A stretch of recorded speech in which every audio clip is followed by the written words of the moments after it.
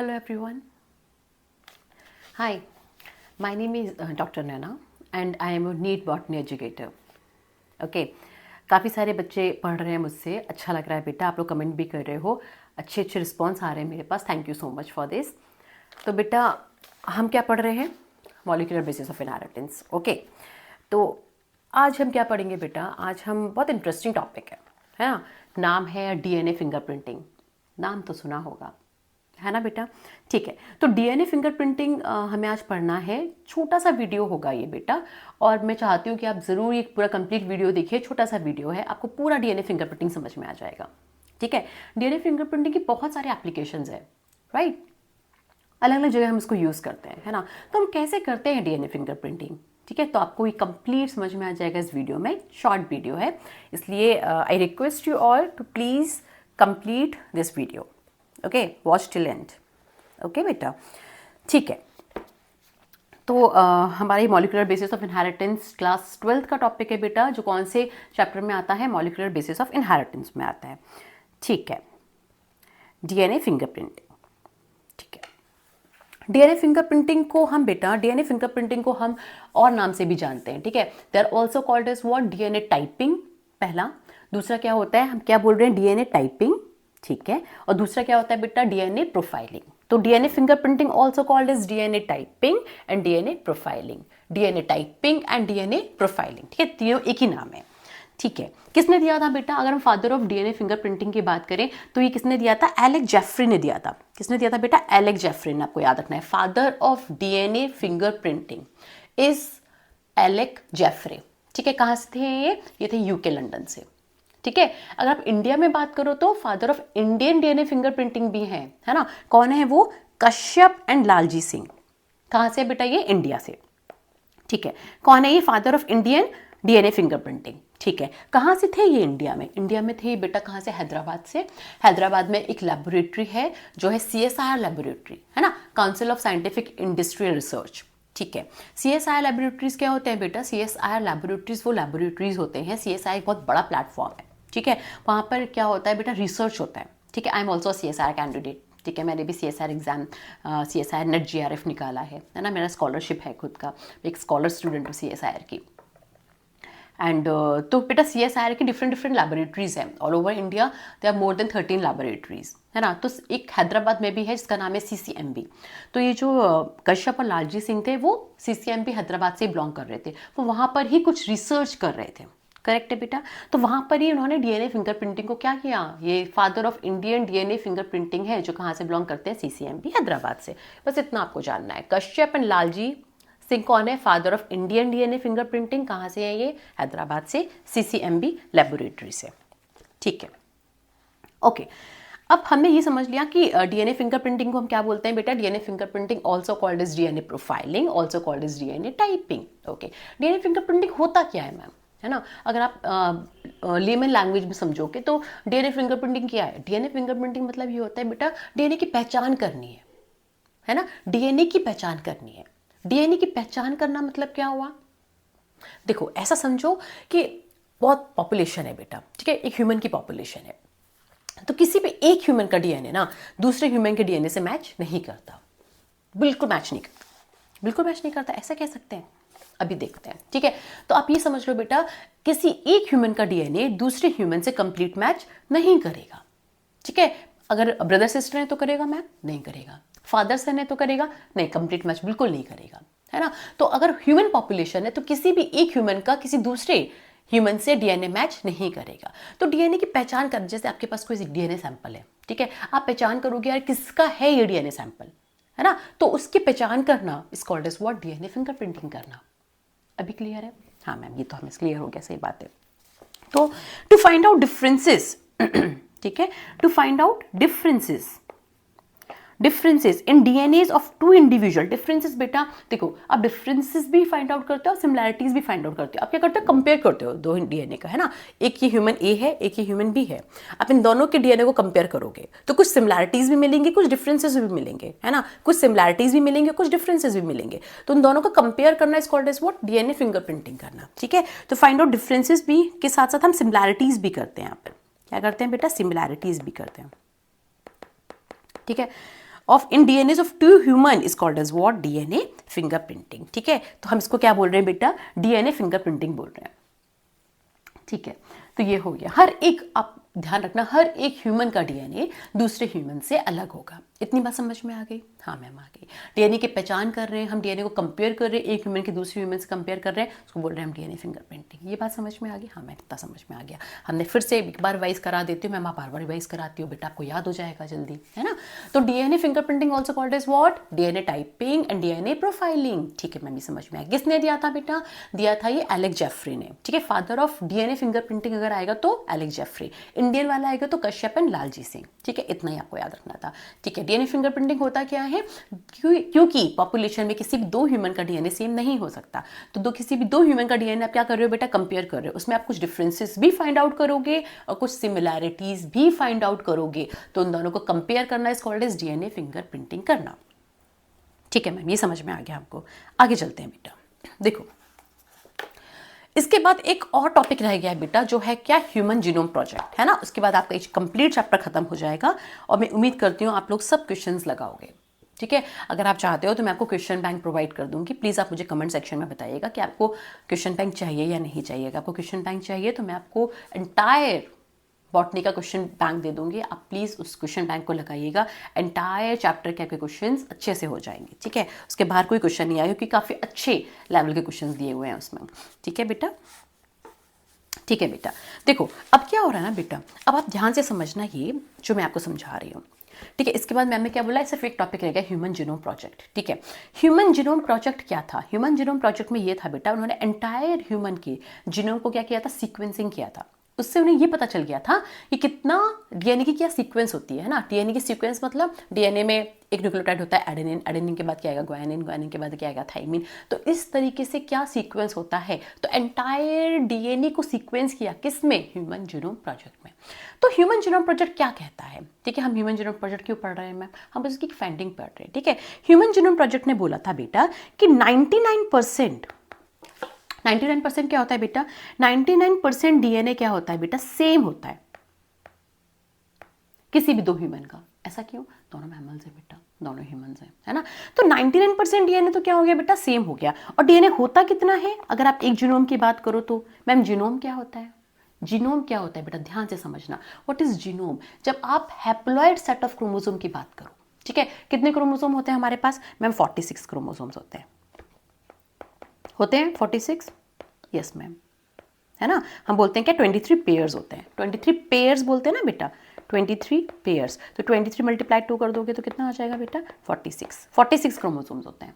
ठीक है, ओके। ये तो हो गया आपका डिप्लॉइड की, जब हम बात कर रहे हैं, है ना। किसकी बात कर रहे हैं हम? डिप्लॉइड की बात कर रहे हैं। जब आप हैप्लॉइड की बात करोगे तो कितना हो गया? 23।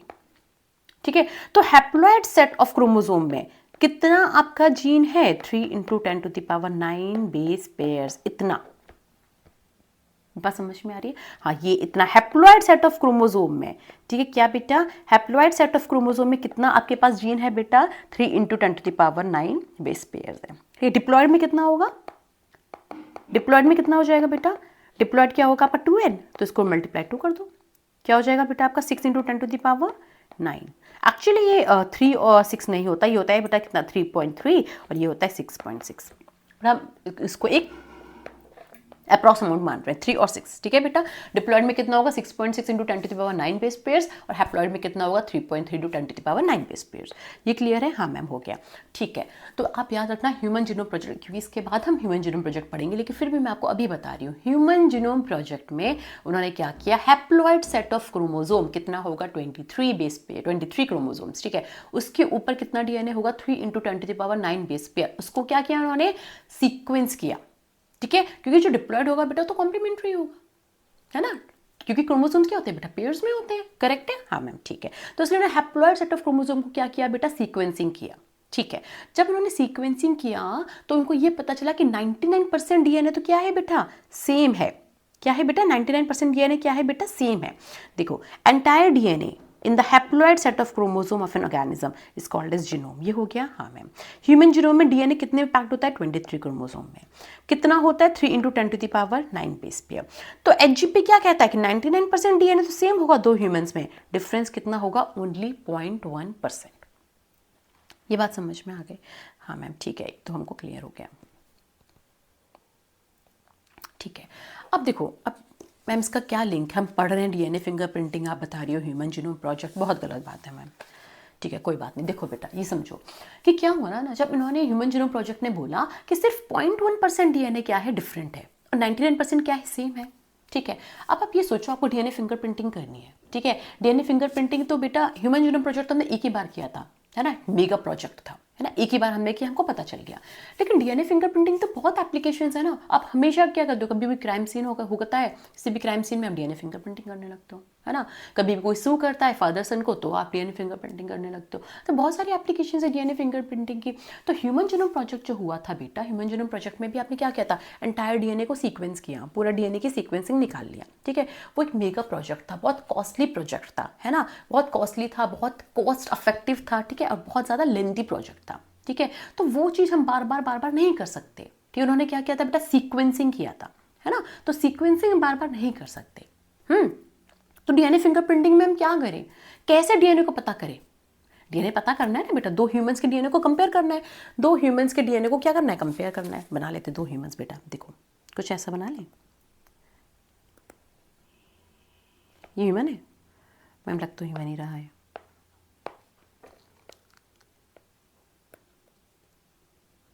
ठीक है, ये हो गया। This is human B and this is what, human A. ठीक है, अब आपको क्या करना है, इन दोनों के डीएनए को क्या करना है बेटा, कंपेयर करना है। ठीक है मैम,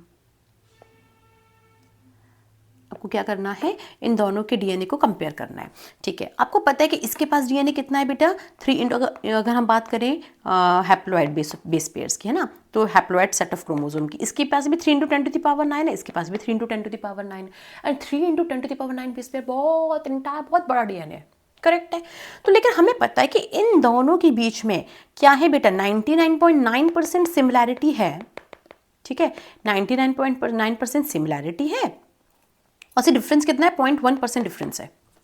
ठीक है, तो हमें क्या करना है, कंपेयर करना है दोनों को। तो क्या हम सिमिलैरिटी कंपेयर करें, नहीं करें। हम सिमिलैरिटी कंपेयर क्यों करेंगे, हम क्या कंपेयर करेंगे, जो 0.1% जो डिफरेंस है दोनों के बीच में, उनको कंपेयर कर लेंगे, तो हमें पता चल जाएगा, है ना। हम डीएनए को कंपेयर कर लेंगे उस बेसिस पे। तो हम क्या करें बेटा, क्यों ये पॉसिबल नहीं है, सीक्वेंसिंग करना पॉसिबल क्यों नहीं है, क्योंकि सीक्वेंसिंग बहुत क्या है बेटा, सीक्वेंसिंग क्या है, बहुत कॉस्टली है, सीक्वेंसिंग क्या है, बहुत डिफिकल्ट है ना।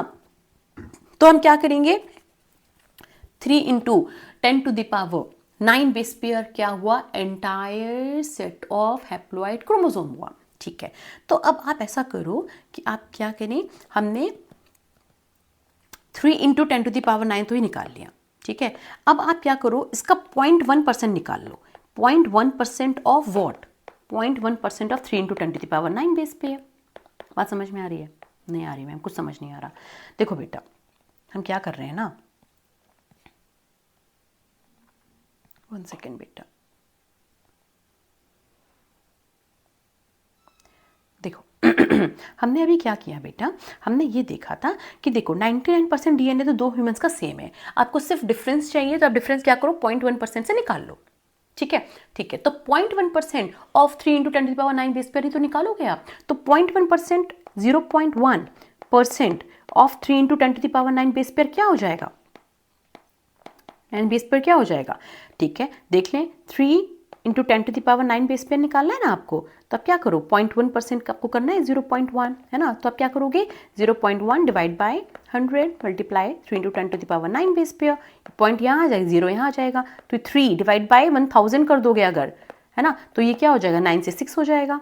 करेक्ट है, यस मैम 6 हो जाएगा। तो क्या आ जाएगा इसका बेटा, ये आ जाएगा 3 into 10 to the power 6 base pair, ये आ जाएगा। हाँ मैम, ये तो आ जाएगा, ऐसे हो गया। हाँ ठीक है, 3 into 10 to the power base pair हो गया। तो हम क्या करेंगे ना बेटा, हम इन दोनों के बीच में कितना निकालेंगे, 3 into 10 to the power 6 base pair, जो डिफरेंस है यही है डिफरेंस, है ना। तो आप इतना ही डिफरेंस निकालोगे, इतना कंपेयर करोगे। अब हम कंपेयर कैसे करें, अभी तक समझ में आया? हाँ मैम, अभी तक हमें समझ में आया। हमें क्या करना है, दो ह्यूमंस का डीएनए कंपेयर करना है। ठीक है, ओके, दो ह्यूमंस का कंपेयर। सपोज करो ऐसा हुआ कि क्राइम सीन में, ठीक है, आपको ब्लड सैंपल मिल गया। ठीक है, ब्लड सैंपल क्या हो सकता है, ब्लड सैंपल होगा, ठीक है, ब्लड सैंपल मिल गया, ठीक है। आपने क्या किया, उस ब्लड से डीएनए आइसोलेट कर लिया। मैम ब्लड से डीएनए कैसे आइसोलेट करते हैं, उसका अपना एक टेक्निक होता है बेटा, ठीक है। आप पहले सेल को रप्चर करते हो, सेल लाइसिस करते हो बफर से, है ना, तो आप डीएनए को क्या कर लेते हो, आइसोलेट कर लेते हो, ठीक है। ये एक, जब आप पढ़ोगे बायोकेमिस्ट्री ना, जब एमबीबीएस का फर्स्ट ईयर होगा तब बायोकेमिस्ट्री पढ़ोगे, वाओ मैम वेरी नाइस, बहुत अच्छा लग रहा है सुन के। हाँ, तो जब आप बायोकेमिस्ट्री पढ़ोगे इसमें तो आप पढ़ोगे बेटा डीएनए आइसोलेशन प्रोटोकॉल होता है, ठीक है। तो डीएनए आइसोलेशन का अपना एक मेथड होता है। डीएनए आइसोलेट हम बहुत तरीके से कर सकते हैं, हम हेयर से कर सकते हैं, आप ब्लड से कर सकते हो, आप सीरम सैंपल से कर सकते हो, अलग अलग सैंपल से आप डीएनए को आइसोलेट कर सकते हो, ठीक है मैम। तो हमने क्या किया बेटा, डीएनए को आइसोलेट कर लिया, ठीक है। क्राइम सीन से आपको डीएनए मिला, ठीक है, ठीक है, मिल गया। तो एक डीएनए आपने वो ले लिया, ठीक है, जो क्राइम सीन से आपको मिला था, ठीक है। किसका था वो था बेटा जो भी आपका विक्टिम था, ठीक है, उससे आपको मिल गया। अब आपको क्राइम सीन से एक और डीएनए मिल रहा है, ठीक है, आपने वो भी आइसोलेट कर लिया, डीएनए ए डीएनए बी। ये तो विक्टिम का है, ये पता नहीं किसका है, ठीक है। लेकिन आपको और दो लोगों पे क्या है बेटा, डाउट है, सस्पिशियस है, ठीक है। आप दो लोगों को, तो एक तो विक्टिम है प्लस एक जो आपको मिला वो है ना, दो डीएनए मिले आपको क्राइम सीन से, करेक्ट है। एक विक्टिम का है, एक पता नहीं किसका है, लेकिन आपको दो लोगों पे और डाउट है, तो एक ये और बाकी दो लोग, है ना। तो इन तीनों का डीएनए आप क्या करोगे, इससे मैच करोगे। अगर जिससे भी मैच कंपेयर में आ जाएगा, कंपैरिजन में सिमिलैरिटीज होगी, वही क्या होगा, वही क्या होगा, वही क्या होगा बेटा, बताओ, वही होगा, है ना, वही इसी ने क्राइम किया है, ठीक है, पकड़ा जाएगा वो तो फिर, ठीक है। तो ऐसे हम डीएनए फिंगरप्रिंटिंग कर सकते हैं, ठीक है बेटा, ठीक है। तो आपको क्या करना होगा, कंपेयर करना होगा ना बेटा, इसको इससे कंपेयर करोगे, इसको ये है ह्यूमन ए बी और सी, है ना। जो विक्टिम था उसका डीएनए आपका एक्स है, तो आप एक्स को ए से कंपेयर करोगे, एक्स को बी से कंपेयर करोगे, एक्स को सी से कंपेयर करोगे, है ना। अभी हम एग्जाम्पल देखेंगे लास्ट तक, ठीक, करेक्ट है। तो ऐसे आप कंपेयर कर लोगे। अब हम कंपेरिजन करें कैसे, एचजीपी ने क्या किया था, सिक्वेंसिंग किया था, ठीक है। क्या आप डीएनए फिंगरप्रिंटिंग में सीक्वेंसिंग कर सकते हो, नहीं कर सकते। क्यों नहीं कर सकते बेटा, क्योंकि मैंने 2 बार बता दिया ऑलरेडी, क्या है बेटा, ये बहुत कॉस्टली है, ठीक है। तो सीक्वेंसिंग से तो हम बेटा पता नहीं कर सकते क्योंकि कॉस्टली है। तो अब हम क्या करें, है ना, हम क्या करें, हम क्या करें, सबसे पहले तो आप ये समझ लो कि जो 3 × 10⁶ बेस पेयर आपको मिला है, जो डिफरेंस मिला है आपको सिर्फ उतना कंपेयर करना है। ये क्लियर आ गया, हाँ मैम, ये हमको बात समझ में आ गई कि दो ह्यूमंस के बीच में कितना डिफरेंस है, 3 × 10⁶ बेस पेयर, इतना डिफरेंस है। तो हम क्या करेंगे, इतने ही डीएनए को क्या करेंगे हम बेटा, कंपेयर करेंगे। ये बात मुझे लगता है कि आपको समझ में आ गई होगी, ठीक है। अब हम क्या करें, अब तक हमें ये पता है कि हम सीक्वेंसिंग नहीं कर सकते, तो अब हम क्या कर सकते हैं, है ना, प्रिंसिपल ऑफ डीएनए फिंगरप्रिंटिंग में अब हम क्या करें। देखो ऐसे समझो बेटा, जैसे क्रोमोसोम है, जैसे अब हम बता रहे हैं ये क्या है बेटा, एक क्रोमोसोम है, ठीक है मैम। एक आपने कम बनाया, आजकल तो ये भी प्रॉब्लम है ना, कोई वीडियो बना लेता है, ठीक है बेटा। ठीक है, ये हो गया आपका डीएनए, ठीक है। अब सोचो डीएनए में ये वाला जो पार्ट है ना बेटा, ये पार्ट क्या है, कोडिंग पार्ट है, ठीक है। ये क्या है, कोडिंग पार्ट है, एक कोडिंग पार्ट है, और दूसरा मैं आपको बना देती हूँ, ये वाला पार्ट कौन सा है आपका, ये नॉन कोडिंग पार्ट है, ठीक है बेटा। हम क्या पढ़ रहे हैं, हमें करना क्या है डीएनए फिंगरप्रिंटिंग में, है ना, हम वो पढ़ रहे हैं, मतलब इसका प्रिंसिपल पढ़ रहे हैं, क्योंकि हम सीक्वेंसिंग तो कर नहीं सकते। तो हम क्या करें, ठीक है, कोडिंग वाला पार्ट जो होगा बेटा, वो क्या करेगा, एक्सप्रेस करेगा, ठीक है। कोडिंग वाला पार्ट याद है ना, कोडिंग पार्ट एक्सप्रेस करेगा, एक्सप्रेस करके क्या बनाएगा बेटा, डीएनए है ना, डीएनए से क्या बनेगा, डीएनए ट्रांसक्राइब हो जाएगा। एक्सप्रेस करना मतलब ट्रांसक्रिप्शन करना, तो क्या बनाएगा बेटा, एमआरएनए बना लेगा, और एमआरएनए से क्या बन जाएगा बेटा, आपका प्रोटीन बन जाएगा। ये क्लियर है, हाँ मैम ये तो क्लियर है, ठीक है। अब नॉन कोडिंग वाला पार्ट देखो, नॉन कोडिंग वाला पार्ट जो होगा वो प्रोटीन बनाएगा, नहीं मैम नहीं बनाएगा, क्योंकि वो एक्सप्रेस नहीं करता, तो नो प्रोटीन। ये बात समझ में आ गई, हाँ मैम ये तो समझ में आ गई। अब देखो बेटा, अब मैं आपको एक और चीज़ बताती हूँ, ठीक है। एक तो ये वाला पार्ट हो गया, हमने समझ लिया, ठीक है, ये वाला हो गया। अब आप ऐसा समझो क्या हो रहा है कि म्यूटेशन हो रहा है, ठीक है, घबराओ मत, रुक जाओ, अभी म्यूटेशन हो रहा है बेटा, हो रहा है म्यूटेशन, ठीक है। म्यूटेशन बेटा दो तरीके से होता है, ठीक है। एक होता है आपका, एक आपका पार्ट, एक कौन से पार्ट में हो रहा है, कोडिंग पार्ट में हो रहा है, जो हमने अभी पढ़ा, पहला है कोडिंग पार्ट, ठीक है। दूसरा हो रहा है किसमें, आपका नॉन कोडिंग पार्ट में, ठीक है, नॉन कोडिंग पार्ट में। तो अब आपको ये तो पता है कि कोडिंग वाला जो पार्ट है, कोडिंग वाला जो पार्ट है वो एक्सप्रेस होगा, एमआरएनए बनाएगा, प्रोटीन बनाएगा, ठीक है, इतना आपको पता है।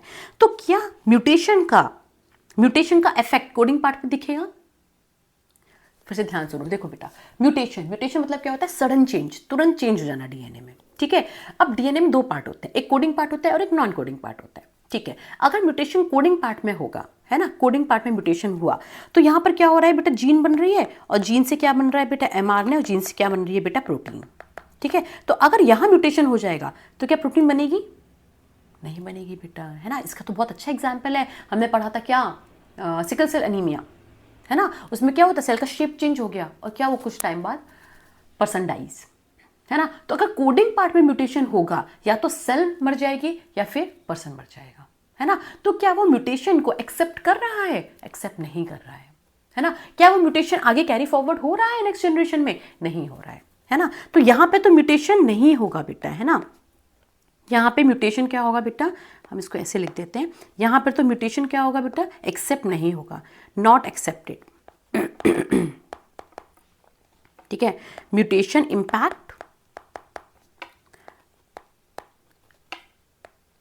डज नॉट ट्रांसफर, है ना, हम बोलते हैं does not transfer to next generation. Okay, non coding वाले पार्ट में होगा तो नॉन कोडिंग वाला पार्ट तो एक्सप्रेस ही नहीं करता, है ना। जब वो एक्सप्रेस नहीं करेगा तो वहां पे म्यूटेशन क्या हो जाएगा बेटा, एक्सेप्ट हो जाएगा,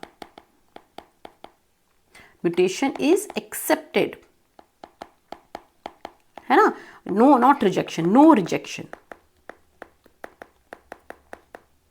बात समझ में आई आपको, हाँ मैम समझ में तो आ गई बात, आपको यहाँ तक क्लियर हुआ कि क्या हो रहा है।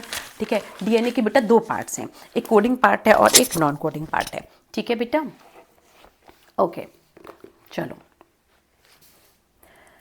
ये बात समझ में आ गई। कोई डाउट है तो पूछ लो आप मुझसे, अभी यहाँ तक कोई डाउट आ रहा है तो बेटा मुझे कमेंट कर सकते हो, एक बार देख लो।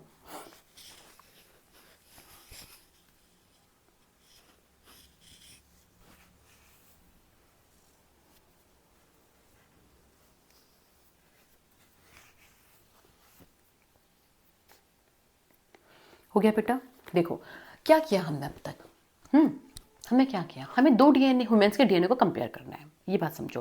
ठीक है, पूरा अभी मैं आपको एक समरी बता देती हूँ, अभी तक हमने क्या किया। हमें दो ह्यूमंस के डीएनए को कंपेयर करना है, जिसको हम बोलते हैं डीएनए फिंगरप्रिंटिंग। ठीक है, ओके मैम।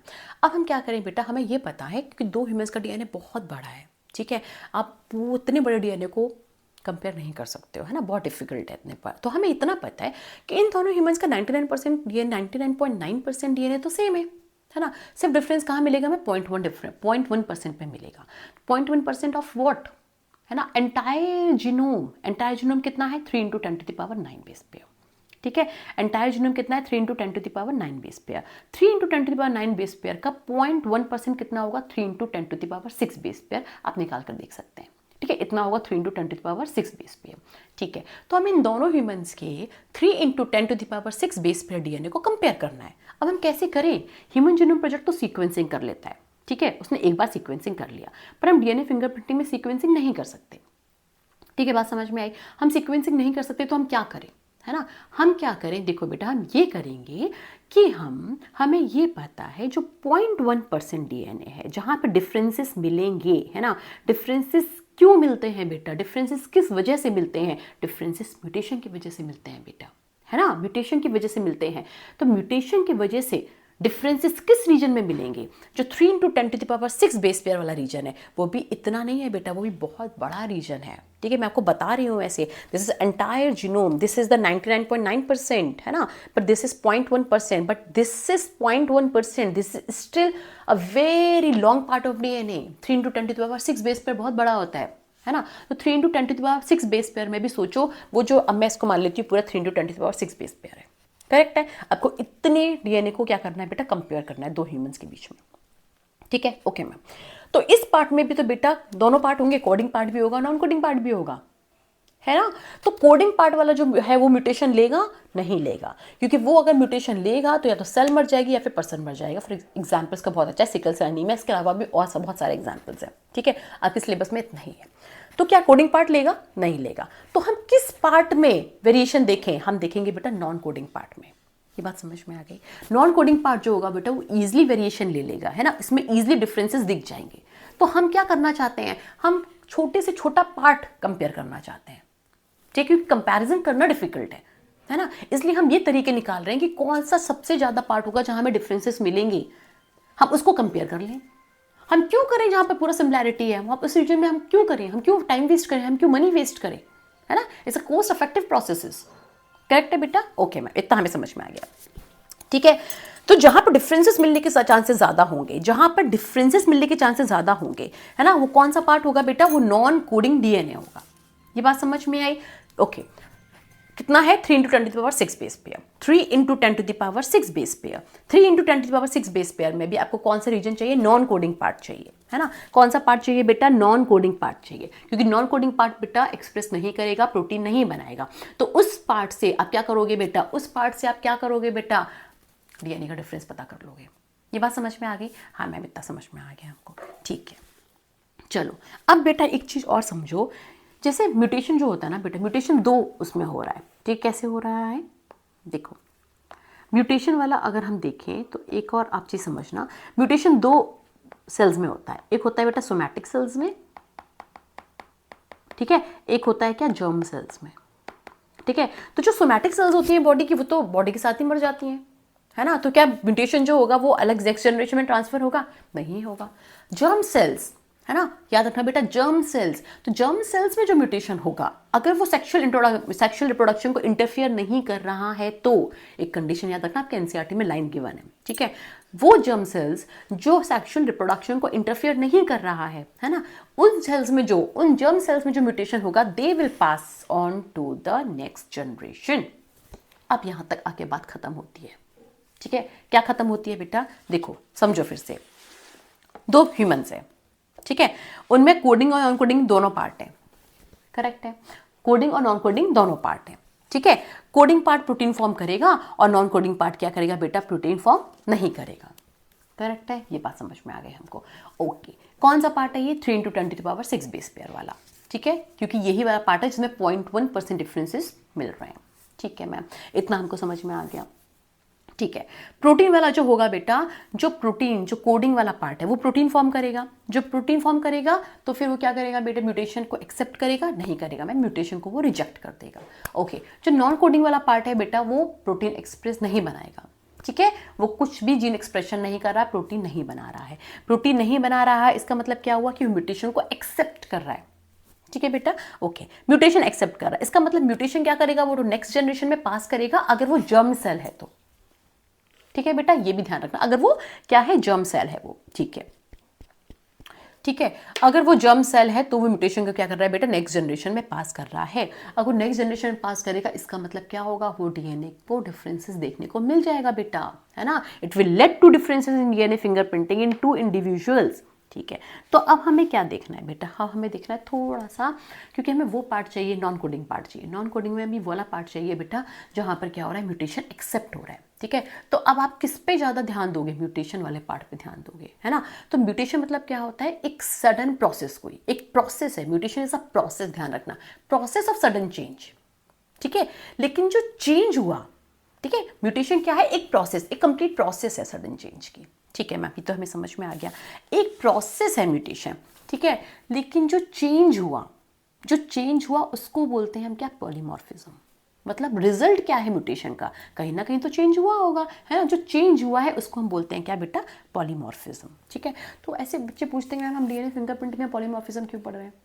देखो बेटा, पॉलीमॉर्फिज्म समझो। पॉलीमॉर्फिज्म मतलब क्या हुआ था? अभी हम क्या पढ़ रहे थे? हमने देखा म्यूटेशन 2 पार्ट में हुआ है, एक कोडिंग पार्ट में हुआ है, एक नॉन कोडिंग पार्ट में हुआ। ठीक है बेटा, जो कोडिंग वाला पार्ट होगा, क्या वो म्यूटेशन एक्सेप्ट करेगा? नहीं करेगा, है ना बेटा, क्योंकि अगर म्यूटेशन एक्सेप्ट करेगा तो उसमें चेंजेस हो जाएंगे, है ना। तो प्रोटीन तो डिफरेंट नहीं बन सकती, है ना, तो उसमें वो तो एक्सेप्ट नहीं करेगा। जो नॉन कोडिंग वाला पार्ट होगा वो तो प्रोटीन बनाता नहीं है, तो वो क्या करेगा? म्यूटेशन को एक्सेप्ट कर लेगा, मतलब वहाँ पे म्यूटेशन रिजेक्ट नहीं होगा। म्यूटेशन एक्सेप्ट हुआ है, इसका मतलब क्या हुआ? कि कोई ना कोई वेरिएशन तो होगा, है ना। तो डीएनए में जो वेरिएशन होते हैं म्यूटेशन की वजह से, है ना, उसको बोलते हैं क्या? पॉलीमॉर्फिज्म। बात समझ में आई? डीएनए में जो वेरिएशन है, जो डिफरेंसेस आए हैं, जो बदलाव आए हैं, किसकी वजह से? म्यूटेशन की वजह से, उसको आप बोलते हो पॉलीमॉर्फिज्म। ठीक है, ये बात समझ में आ गई? हाँ मैम, ये बात हमें समझ में आ गई। तो वो वेरिएशन कैसे होंगे बेटा? वो जेनेटिक लेवल वेरिएशन होंगे, है ना, क्योंकि वो क्या करेंगे? जर्म सेल के थ्रू ट्रांसफर करेंगे from one generation to the next generation. ठीक है, सोमेटिक सेल में अगर वेरिएशन होगा तो वो तो मर जाएगा ह्यूमन के साथ साथ ही, है ना बेटा। तो जेनेटिक लेवल वेरिएशन होता है, उनको क्या बोलते हो? पॉलीमॉर्फिज्म। किसकी वजह से होता है? म्यूटेशन की वजह से। कहां पे होता है बेटा? डीएनए में होता है। ठीक है, बात समझ में आ गया? पॉलीमॉर्फिज्म एक ब्रॉड टर्म है। ठीक है, बात समझ में आई? ठीक है, उसका एक एग्जाम्पल है बेटा सिंगल न्यूक्लियोटाइड पॉलीमॉर्फिज्म, ठीक है। उसको हम कैसे समझते हैं, समझ लो सीक्वेंस है, एक डीएनए सीक्वेंस दिया हुआ है, ठीक है बेटा, ATGC। मैम हमेशा ATGC ले रहे हो, कोई बात नहीं, कोई भी ले सकते हैं बेटा, है ना। यहाँ पर भी आप ATG दोबारा से A ले लिया, तो ये बात समझ में आई। तो ये देखो आप तीनों सेम है, ये भी सेम है, ये भी सेम है, ये भी सेम है, सिर्फ डिफरेंस कहाँ आया बेटा, डिफरेंस आया है एक न्यूक्लियोटाइड पे, तो इसके लिए हम क्या बोल रहे हैं, सिंगल न्यूक्लियोटाइड पॉलीमॉर्फिज्म, है ना। याद है आपको, valine is replaced by glutamic acid in sickle cell anaemia, that was also a single nucleotide polymorphism, है ना। ओके मैम, ठीक है, समझ में आ गया। अब तो हम हमेशा सिर्फ नॉन कोडिंग की बात करते हैं, क्या हमने कोडिंग की बात किया, क्या कोडिंग में पॉलीमॉर्फिज्म होता है, हाँ होता है बेटा, एक ही लोकस पे, है ना। अगर आप याद करोगे जेनेटिक्स जब आपने पढ़ा होगा, है ना, capital T small t, same locus, एक लोकस पे, है ना, पॉलीमॉर्फिज्म सेम लोकस, सो क्या बोलते हैं बेटा, हम कोडिंग में हो रहा है, ठीक है। बात समझ में आ गई, तो हमने ये बात समझ लिया। अब आप ये समझ लो कि देखो दोबारा से समझो, ठीक है, एक एंटायर डीएनए है, एक है तुम्हारा कोडिंग पार्ट, एक है तुम्हारा नॉन कोडिंग पार्ट। जो नॉन कोडिंग वाला पार्ट होगा वो वाला पार्ट क्या होगा बेटा, आपका म्यूटेशन लेगा, वो पॉलीमॉर्फिज्म लेगा, है ना, करेक्ट है ना, उसको आप क्या बोल रहे हो, पॉलीमॉर्फिज्म बोल रहे हो। अब नॉन कोडिंग वाला पार्ट जहाँ पर पूरे में क्या हुआ, वेरिएशन हुआ है, पूरे में वेरिएशन हुआ है, कुछ पार्ट तो ऐसा होगा जहाँ पे ज्यादा वेरिएशन हुआ होगा, है ना। तो नॉन कोडिंग का वो पार्ट जहाँ पे ज्यादा वेरिएशन होता है उसको बोलते हो आप क्या, सैटेलाइट डीएनए। बस सो सिंपल।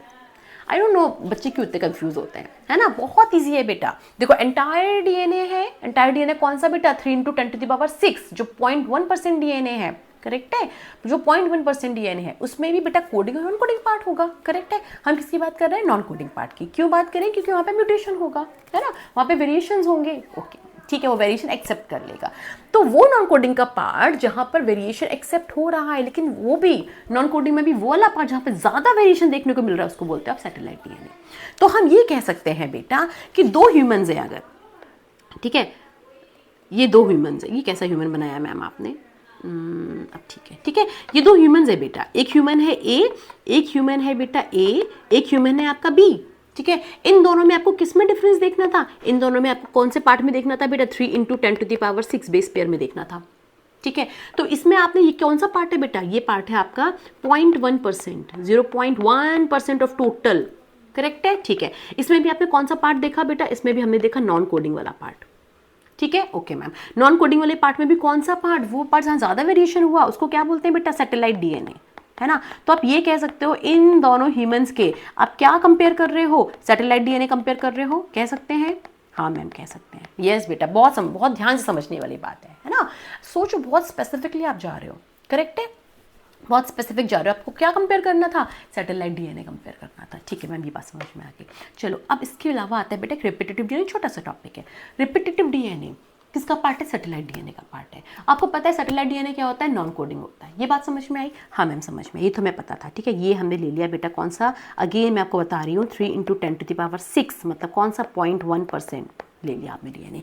अब इसमें भी बेटा क्या होगा, आपका दो पार्ट्स होंगे, एक होगा आपका कोडिंग वाला पार्ट, ठीक है, और एक होगा आपका क्या, नॉन कोडिंग वाला पार्ट, ठीक है। अब नॉन कोडिंग वाले पार्ट में भी वो पार्ट होगा जहाँ पे बहुत ज़्यादा वेरिएशन है, उसको आप क्या बोलोगे बेटा, सैटेलाइट डीएनए, ठीक है, सैटेलाइट डीएनए, ठीक है। सैटेलाइट डीएनए में क्या होता है बेटा, छोटे छोटे रिपीट्स प्रेजेंट होते हैं, छोटे छोटे ऐसे रिपीट्स प्रेजेंट होते हैं। इस पार्ट को आप क्या बोलते हो बेटा, रिपीटेटिव डीएनए, क्या बोलते हैं हम, रिपीटेटिव डीएनए। तो हम कह सकते हैं कि रिपीटेटिव डीएनए जो होता है पार्ट ऑफ सैटेलाइट डीएनए है, हाँ बिल्कुल कह सकते हैं, part of satellite DNA, very important, ठीक है। कुछ सीक्वेंसेस होते हैं जो बार बार रिपीट होती हैं, जो बार बार रिपीट हो रही हैं, जैसे हम अगर बोल दें GAATC, GAATC, GAATC, ये क्या है, this is the repetitive DNA, this is the repetitive DNA. और ये जो छोटे छोटे रिपीट्स हैं इनको क्या बोलेंगे बेटा, इनको बोलेंगे रिपीट्स, है ना, this is repeats, this is also what, repeats, very nice, this is also what, repeats, इनको आप क्या बोलोगे, रिपीट्स। तो कुछ रिपीट्स हैं जो बार बार, कुछ सीक्वेंसेस हैं जो बार बार रिपीट हो रहे हैं डीएनए में, उस पूरे डीएनए को क्या बोलेंगे, रिपीटेटिव डीएनए। जो सीक्वेंसेस रिपीट हो रहे हैं उनको क्या बोलेंगे, रिपीट्स बोलेंगे, है ना। तो जो रिपीट्स होते हैं ना बेटा, ये वैरी करते हैं पर्सन टू पर्सन, अलग अलग पर्सन में अलग अलग रिपीट्स होते हैं, बात समझ में आ रही है, अलग अलग पर्सन में अलग अलग रिपीट्स होते हैं।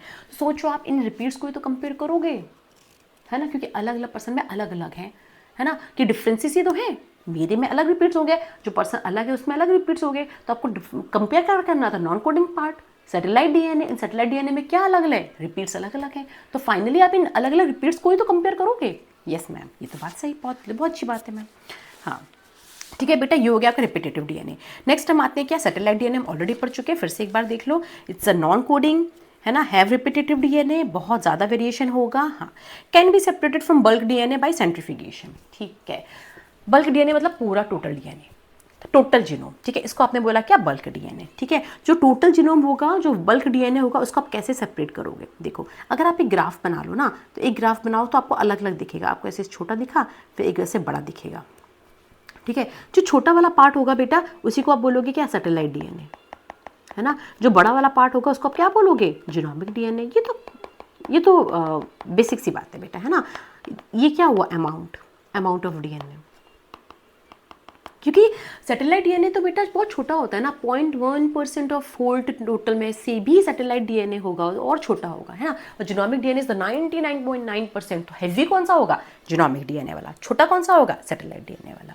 क्लियर है, यस मैम क्लियर है, ये बात समझ में आ गई। तो अब आपने क्या करा ना, आप कैसे सेपरेट करोगे, क्योंकि डीएनए तो टोटल डीएनए होता है, उसमें जीनोमिक डीएनए भी होगा और आपका सैटेलाइट डीएनए भी होगा। क्या करो, आप सेंट्रीफ्यूज कर दो। ठीक है, किससे सेंट्रीफ्यूज करेंगे, सीजियम क्लोराइड। अगर आपको ध्यान आ रहा है, सीजियम क्लोराइड डेंसिटी सेंट्रीफ्यूगेशन आपने पढ़ा था कहाँ, जब आप डीएनए का इंट्रोडक्शन पढ़ रहे थे। किसने दिया था बेटा, मिचेल्सन एंड स्टॉल ने। ठीक है, तो आप क्या करो, पूरा एक टेस्ट ट्यूब में क्या लो, टोटल डीएनए ले लिया आपने। ठीक है मैम, टोटल डीएनए ले लिया हमने। टोटल डीएनए को आपने सेंट्रीफ्यूज किया, आपको क्या मिलेगा, दो चीज़ें मिलेंगी बेटा, एक सैटेलाइट डीएनए मिलेगा और दूसरा आपको क्या मिलेगा, ये जो वाला आ रहा है, ये है क्या आपका जीनोमिक डीएनए। ठीक है, पहला क्या है आपका, सैटेलाइट डीएनए, सैटेलाइट डीएनए। दूसरा क्या है आपका, जीनोमिक डीएनए। जो सैटेलाइट डीएनए होगा बेटा, सैटेलाइट डीएनए होगा, क्या होगा इसमें, सैटेलाइट डीएनए पहला आप बात कर सकते हो कि ये क्या होगा, लाइटर होगा। ठीक है, और जो जीनोमिक डीएनए होगा वो क्या होगा बेटा, आपका हेवियर होगा। यस मैम होगा। ठीक है, इसमें क्या होगा, ये 80 रिच होगा। Yes ma'am. ये क्या होगा, ये जीसी रिच होगा। यस मैम होगा। ठीक है बेटा, और हम क्या बात कर सकते हैं बेटा, ये ज़्यादा हैवियर होगा, ये हमने बात कर ली। इसमें क्या होगा आपका, ये मोर डेंसिटी होगा। ठीक है, वो तो एक ही बात होगी, डेंसिटी हैवियर ज़्यादा है ना। इसमें लेस होगा, लेस डेंसिटी होगी एज कम्पेयर टू दिस। ऐसे कर लेंगे, हाँ मैम कर लेंगे। ठीक है, तो ये हो गया आपका बेटा क्या, सैटेलाइट डीएनए। हमने सैटेलाइट डीएनए पढ़ लिया। अब हम देखते हैं बेटा, जो सैटेलाइट डीएनए भी होता है ना, उसके दो पार्ट्स होते हैं।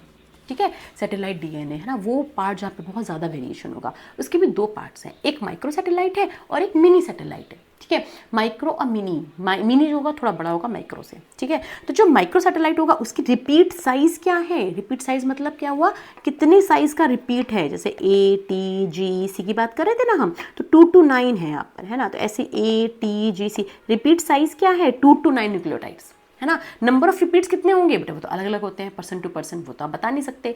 ठीक है, 80 रिच होगा, छोटा है ना इसलिए, है ना। तो इनको हम क्या बोलते हैं, STR बोलते हैं ना। माइक्रो सैटेलाइट्स को हम शॉर्ट टेंडम रिपीट्स बोलते हैं। मिनी पे आ जाते हैं, इनके रिपीट साइज इनके कंपेयर में ज़्यादा बड़े हैं, ज़्यादा न्यूक्लियोटाइड्स लॉन्ग है ना, ज़्यादा लॉन्ग है, बड़े हैं, तो जीसी रिच होगा, है ना। अगर हम इन दोनों में कंपेयर करें तो भी जीसी और एटी हमें मिल जाता है। ठीक है, इनको आप बोलते हो, मिनी सैटेलाइट्स को आप बोलते हो VNTR। यस, बहुत पहली बार नाम सुन रहे हैं, this is very very important, variable number of tandem repeats.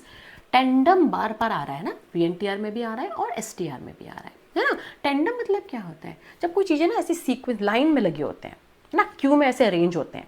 ठीक है, तो उनको बोलते हैं क्या, टेंडम, है ना। वो लाइन में कुछ सीक्वेंस थिंग्स जो क्यू में लगी हुई है, लाइन में लगी हुई चीज़ों को आप बोलते हैं। ठीक है, अब VNTR ही होते हैं जिनको आप DNA फिंगरप्रिंटिंग में यूज़ करते हो। ठीक है, समझने की कोशिश करो बेटा, कैसे हुआ देखो। आपने क्या किया, मैं फिर से आपको बताती हूँ। आपने क्या किया, ये लिया आपने 3 × 10⁶ सीक्वेंस को, किसको लिया, 3 × 10⁶, जो 0.1% था। ठीक है, इसमें भी आपके पास दो पार्ट था, एक कोडिंग पार्ट था और एक क्या था आपका, नॉन कोडिंग पार्ट। ठीक है, हमने यहाँ से ले लिया नॉन कोडिंग पार्ट। अब नॉन कोडिंग वाले पार्ट में भी आपको क्या मिला, आपको मिला बेटा क्या, सैटेलाइट DNA। ठीक है, सैटेलाइट डीएनए। अब सैटेलाइट डीएनए में भी आपको क्या मिला, दो पार्ट्स मिले। एक मिले जो आपके पास बड़े बड़े रिपीट्स थे, है ना, उनको आपने क्या बोला, VNTR। तो आप दो ऑर्गेनिज्म के VNTR को तो कंपेयर करोगे, दो ऑर्गेनिजम्स के variable number of tandem repeats को तो हमें करना क्या है, इस वाले पार्ट को ही तो, हमें इसी वाले पार्ट को तो कंपेयर करना है। अब इस वाले पार्ट में भी कौन सा पार्ट आ रहा है, जो ज़्यादा हैवी वाला पार्ट है, VNTR वाला पार्ट है ना, वेरिएबल नंबर ऑफ टेंडम, क्योंकि यही पार्ट होगा जो अलग अलग ऑर्गेनिज्म में अलग अलग होगा, है ना। ये पर्सन वेरी करता है, specific from person to person, varies from person to person. Size of VNTR vary कर सकता है person to person.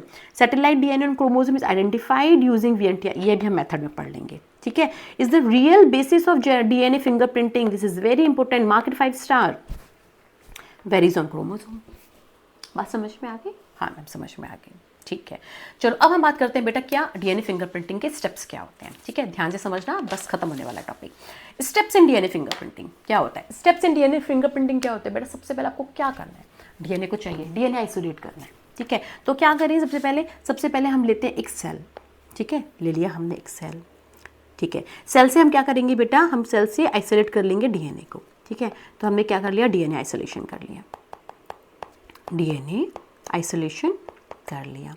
DNA isolation जैसे आप करोगे बेटा, तो आपको आपने टेस्ट ट्यूब में क्या किया, DNA आइसोलेट कर लिया, ये रहा आपका DNA, आ गया DNA, ठीक है मैम DNA हो गया। आपने जैसे आपने DNA आइसोलेट किया बेटा, अब आप क्या करोगे, इसको कट करोगे, है ना, क्योंकि बहुत बड़ा DNA है ना, तो आप क्या करोगे, इसको कट करोगे विथ रिस्ट्रिक्शन एंजाइम, ठीक है। जैसे आपने इसको कट करा, आपको मिला क्या, फ्रेगमेंट्स मिल गए, ठीक है, मिला बेटा, फ्रेगमेंट्स मिल गए, कट कर दिया ना तो आपको DNA फ्रेगमेंट्स मिल गए। जैसे आपको DNA फ्रेगमेंट्स मिले बेटा, अब आप क्या करोगे, इसको रन करा दोगे। कहाँ रन कराएंगे बेटा, हम इसको रन कराएंगे एक जेल इलेक्ट्रोफोरेसिस में, ठीक है, ऐसे, ठीक है। आपने जेल इलेक्ट्रोफोरेसिस में रन करा दिया। जैसे आपने जेल इलेक्ट्रोफोरेसिस में रन कराया, आपको DNA के क्या मिल गए, ये बैंड्स मिल गए, ठीक है। क्या मिल गया बेटा आपको, ये DNA बैंड्स मिल गए, ठीक है। मैं यहीं लिख देती हूँ, ये क्या है, what are these are DNA bands, ठीक है। DNA बैंड्स मिले। हम बेटा जब DNA वाली बात करते हैं ना, तो हम किसकी बात कर रहे होते हैं, सदर्न ब्लॉटिंग की। जब हम DNA को आइसोलेट कर रहे हैं, हम बात कर रहे हैं सदर्न ब्लॉटिंग की, ठीक है, ओके। सदर्न ब्लॉटिंग की बात करें, इसका मैं भी आपको बताती हूँ इसके आगे क्या होता है, ठीक है, ओके। जैसे ही आपको DNA बैंड्स मिल गए, आप क्या करोगे, इसको बेटा ट्रांसफ़र कर दोगे आप किसमें, आप इसको क्या करोगे बेटा, ट्रांसफ़र कर दोगे आप इसको किसमें, नाइट्रोसेलुलोज मेम्ब्रेन में। किसमें ट्रांसफ़र करोगे बेटा, एक आप नाइट्रोसेलुलोज मेम्ब्रेन लोगे ऐसे, ठीक है। फिर आप इसको ट्रांसफ़र कर दोगे, किसको ट्रांसफ़र करना है बेटा, DNA बैंड्स को। ये हो गया आपके DNA बैंड्स ऐसे ट्रांसफ़र हो गए, ठीक है। कौन सी मेम्ब्रेन है ये बेटा, ये है एक नाइट्रोसेलुलोज मेम्ब्रेन, ठीक है, नाइट्रोसेलुलोज मेम्ब्रेन, या फिर आप इसको नाइलॉन मेम्ब्रेन भी बोलते हो, ठीक है। आपने क्या किया, DNA बैंड्स को ट्रांसफ़र कर लिया। जैसे ही आप DNA बैंड्स को ट्रांसफ़र किए, फिर आप क्या करोगे, इसको हाइब्रिडाइज करा दोगे। किससे हाइब्रिडाइज कराना है बेटा, प्रोब से, ठीक है। तो कैसे कराएंगे हम, ये लेंगे ऐसे, ठीक है, ये हो गया। फिर आप क्या करोगे, प्रोब से ट्रांसफ़र करा दोगे। है प्रोब ले लिया हमने, कौन सा प्रोब लिया है बेटा, ये ही है VNTR प्रोब, ठीक है। ये VNTR प्रोब ग्रीन जो था, आपने इसको क्या करा दिया, हाइब्रिडाइज करा दोगे। जैसे ही आपने हाइब्रिडाइज कराया, अब आप इसको देखोगे, कहाँ पे देखेंगे बेटा, हम करेंगे इसकी ऑटो रेडियोग्राफी। मतलब आप क्या करोगे, इसको एक्सरे में देख लोगे। क्या करोगे आप, इसको एक्सरे में देख लोगे। देखो आपने क्या किया सबसे पहले आपने क्या किया, ठीक है। कैसे करें हम DNA फिंगरप्रिंटिंग, हमें उसके लिए चाहिए DNA आप क्या करोगे, आइसोलेट करोगे। कहाँ से हम DNA आइसोलेट करें, कहीं से भी कर सकते हैं बेटा, बहुत सारे सोर्सेस हैं। आप हेयर ले लो, है ना, आप कोई सेल ले लो, आप ब्लड ले लो। तो आपने ब्लड से क्या किया, DNA आइसोलेट कर लिया। मैम हम ब्लड से DNA आइसोलेट कैसे करते हैं, इसका भी बेटा एक प्रोटोकॉल होता है, आप पढ़ोगे बायोकेमिस्ट्री में, ठीक है। बायोकेमिस्ट्री कब पढ़ते हैं, जब MBBS के फर्स्ट ईयर में पढ़ते हैं, है ना, मज़ा आएगा, ठीक है। तो MBBS के आप जरूर MBBS क्वालिफाई करो बेटा, आप लोग जाओ, आप लोग फर्स्ट ईयर में बायोकेमिस्ट्री पढ़ो, वहाँ पर आप DNA आइसोलेशन पढ़ोगे, है ना। DNA को आइसोलेट करने के लिए पहले हम सेल में लाइसिस बफर डालते हैं। जैसे हम लाइसिस बफर डालते हैं तो सारा क्या होता है, सेल मेम्ब्रेन होता है ना, सेल मेम्ब्रेन सेमी परमिएबल, वो टूट जाता है ना। बहुत सारे जो इंटरफेरिंग कंपाउंड्स होते हैं वो ब्रेक हो जाते हैं, है ना, प्रोटीन्स ब्रेक हो जाएंगे, तो उससे क्या होगा, प्रोटीज डालेंगे उसके लिए हम। तो हम क्या करें, उसको DNA आइसोलेट कर लेते हैं। जैसे ही आपने सेल से DNA आइसोलेट किया, DNA बहुत बड़ा होता है, उसको आपको कट करना पड़ेगा। कट करने के लिए आप डालोगे रेस्ट्रिक्शन एंडोन्यूक्लिएजेज। न्यूक्लिएजेज क्या होते हैं, एंजाइम्स होते हैं जो न्यूक्लिक एसिड को कट करेंगे, ठीक है। तो न्यूक्लिक एसिड को कट करने के लिए आपने न्यूक्लिएजेज डाल दिए। रिस्ट्रिक्शन एंडोन्यूक्लिएजेज स्पेसिफिक साइट्स पे कट करते हैं। जैसे आपने कट कर लिया, फ्रेगमेंट्स आ गए, फ्रेगमेंट्स को आप रन करा दोगे जेल इलेक्ट्रोफोरेसिस में। जैसे जेल इलेक्ट्रोफोरेसिस में वो रन हो जाएंगे, बैंड्स मिल जाएंगे, उसको आप ट्रांसफर कर लोगे नाइट्रोसेलुलोज मेम्ब्रेन पे या फिर नाइलॉन मेम्ब्रेन पे, आप उसको ट्रांसफर कर लोगे, ठीक है। ऐसे ट्रांसफर हो जाता है। कैसे ट्रांसफर होता है बेटा, आप उसको एक बफर में रखते हो और वाटर रन होता है, ठीक है, नीचे से वाटर रन होता है, तो जो भी DNA के बैंड्स होते हैं वो ट्रांसफर हो जाते हैं कहाँ पे, नाइलॉन मेम्ब्रेन पे, हो जाएंगे, क्योंकि वो बेंड्स होंगे सिंगल स्ट्रैंड, क्योंकि आपने उसको क्या करोगे, डीनेचर करोगे, है ना। अभी तो डबल डबल स्ट्रैंड के मिले थे, वो सिंगल स्ट्रैंड मिलेंगे, आपको डीनेचुरेशन करोगे। डीनेचुरेशन क्यों करेंगे मैम हम, क्योंकि हमें सिंगल सिंगल बैंड्स चाहिए बेटा, ठीक है। उसके बाद आप क्या करोगे, VNTR प्रोब से उनको क्या करोगे, दोबारा दोबारा डबल स्ट्रैंड कर दोगे, है ना। उसको कहते हैं हाइब्रिडाइजेशन करना। VNTR प्रोब क्या होते हैं बेटा, वो मार्केट में अवेलेबल होते हैं, वो भी सिंगल स्ट्रैंड्स होते हैं, वो स्पेसिफिक बैंड्स होते हैं, ठीक है। उनको क्या करना है, हाइब्रिडाइजेशन कराना है। कहाँ पे, इस नायलॉन मेम्ब्रेन पे, जहाँ जहाँ भी DNA के सिंगल स्ट्रैंड्स होंगे, जैसे आप VNTR प्रोब डालोगे वो DNA single strand double strand हो जाएंगे, हाइब्रिडाइज कर लेंगे, हाइड्रोजन बॉन्ड्स बना लेंगे, है ना। कॉम्प्लीमेंट्री स्ट्रैंड से हाइड्रोजन बॉन्ड्स बना डबल डबल हो जाएंगे।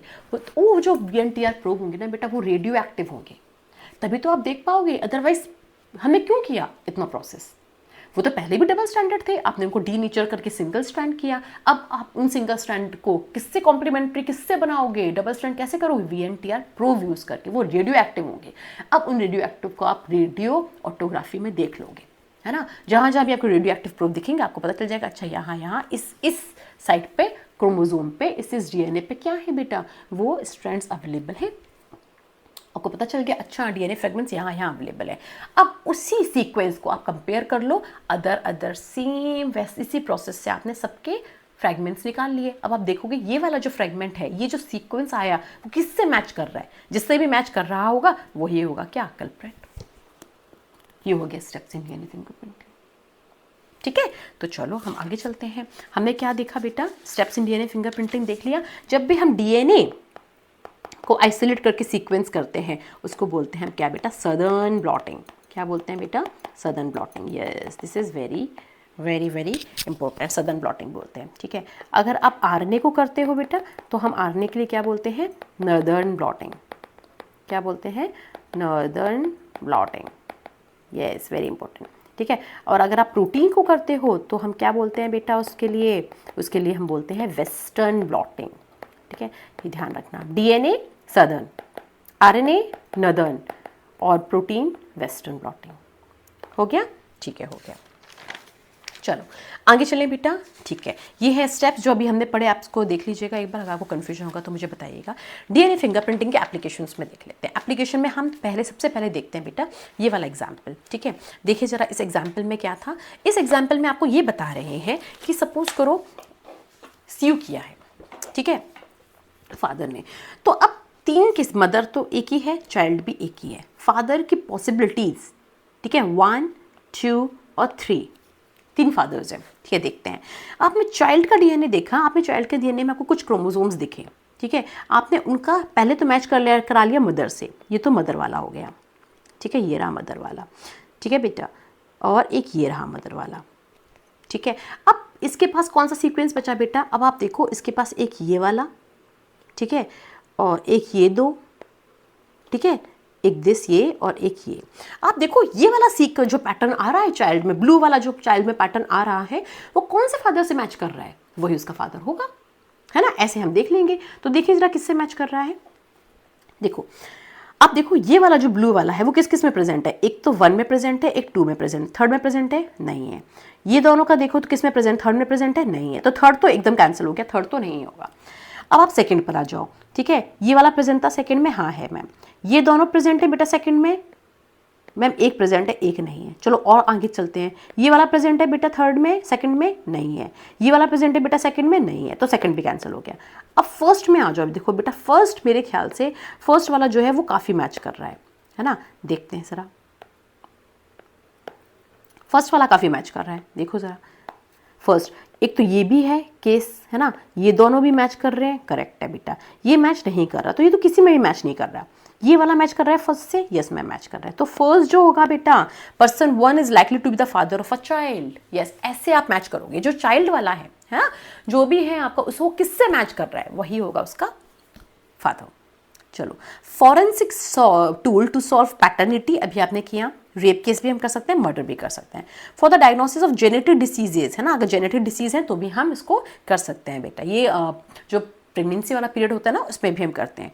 Determine phylogenetic status of animals, ठीक है, ये हम कर सकते हैं। Determine population genetic diversities, 12th के लिए इंपॉर्टेंट है। एप्लीकेशन ऑफ DNA फिंगरप्रिंटिंग आ सकती है बेटा। ये 4 एप्लीकेशन आप लिख देना, आपको टोटल मार्क्स मिल जाएंगे, ठीक है। इसके अलावा बेटा एक और जो है ये आपका एनसीईआरटी का डायग्राम है, आप इसको भी एक बार देख लो। क्या किया हमने बेटा, देखो क्राइम सीन से हमें एक डीएनए मिला, ये रहा, ठीक है, क्राइम सीन से एक डीएनए मिला। जो डीएनए के क्रोमोसोम आपने देखा, क्रोमोसोम 7, क्रोमोसोम 2 और क्रोमोसोम 16 आपने देख लिया। इसके आपने क्या देखे, शॉर्ट्स, एसटीआर है ना, शॉर्ट टेंडम रिपीट्स आपने देख लिए, ठीक है, ठीक है। इससे आपने क्या बना लिया, एक आपने क्या बना लिया, एम्पलीफाइड रिपीट्स बना लिए, है ना। एम्पलीफिकेशन हमें करना होता है, या फिर हमें जब ज़्यादा मोर स्पेसिफिकली हम करते हैं ना, हम इसी यूज़ करते हैं पीसीआर, पॉलीमरेज चेन रिएक्शन। उससे आप क्या कर सकते हो, एम्पलीफाई कर सकते हो डीएनए फ्रेगमेंट्स को, ठीक है। तो उससे आपने ये सीक्वेंस निकाल लिया। अब डीएनए आपको दो इंडिविजुअल सस्पिशियस थे, इंडिविजुअल ए और इंडिविजुअल बी, है ना, उनका भी आपने एक फ्रैगमेंट निकाले। ये आपको ऐसा क्वेश्चन में आएगा, आपसे बस इतना पूछा जाएगा कि जो सस्पिशियस है वो कौन है, डीएनए ए है, इंडिविजुअल ए है, इंडिविजुअल बी है, कौन है कल्प्रिट, ठीक है। ये तो क्राइम सीन से आपको डीएनए मिला है। आप ऐसा करो, इस क्राइम सीन के डीएनए को कंपेयर कर लो ए और बी दोनों से, जो ज़्यादा उससे सिमिलर होगा वही होगा कल्प्रिट, है ना। तो देख लो, मैच कर लो, ये वाला इससे मैच कर रहा है, हाँ मैम कर रहा है, रेड वाला इससे मैच कर रहा है, येलो वाला इससे मैच कर रहा है, ये इससे मैच कर रहा है, यस मैम, ये ब्लू ब्लू, ये ब्लू ब्लू, टोटल मैच कर रहा है बी वाला किससे, क्राइम वाले से। तो कौन होगा बेटा, बी वाला जो होगा वही होगा कौन, कल्प्रिट, ठीक है। इतना कॉम्प्लेक्स में नहीं जाना आपको, इन सबको देखना ही नहीं है। आप सिर्फ किसको मैच देखोगे बेटा, आप देखोगे सिर्फ और सिर्फ किसको, फ्रेगमेंट्स को, सिर्फ डीएनए फ्रेगमेंट्स को देखो, इतने को देखो। क्राइम सीन वाला को आपको ए और बी से मैच करा दो, जो टोटल मैच करेगा वही होगा आपका कल्प्रिट, ठीक है। तो ये इस तरीके से आप सारे क्वेश्चन सॉल्व कर सकते हो। इजी क्वेश्चंस आते हैं बेटा, ज़रूर करना, ठीक है। तो ये हो गया हमारा डीएनए फिंगरप्रिंटिंग बेटा कंप्लीट चैप्टर, ठीक है, थैंक यू। इसके बाद हम पढ़ेंगे ह्यूमन जीनोम प्रोजेक्ट, ज़रूर पढ़िएगा बेटा। बस इसके बाद हमारा मॉलिक्यूलर बेसिस ऑफ इनहेरिटेंस खत्म हो जाएगा, कंप्लीट चैप्टर हमने खत्म कर लेंगे।